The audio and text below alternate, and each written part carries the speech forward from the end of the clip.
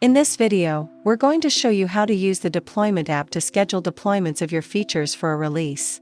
For example, each time a transport is released, you can schedule your deployment to import the transports into the QS stage as soon as possible. Before you get started, make sure that you have the Deployment Manager, Project Administrator, or Global Administrator role. In the Feature Traceability app, you can see your features that are planned for a release. For the deployment, make sure that all your features are released in the development stage.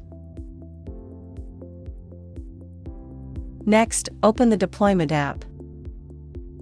Create a new deployment schedule by choosing Create. Then, fill out the required fields.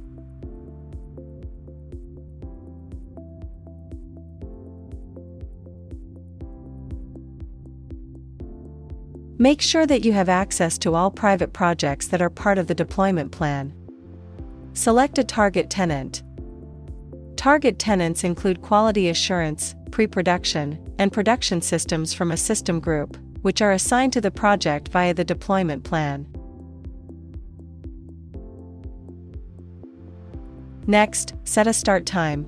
In most cases, the start time of your schedule is in the future. You can also set the start time to a maximum of 5 minutes retroactively. For example, if you'd like to start the schedule immediately. You can also repeat your schedule.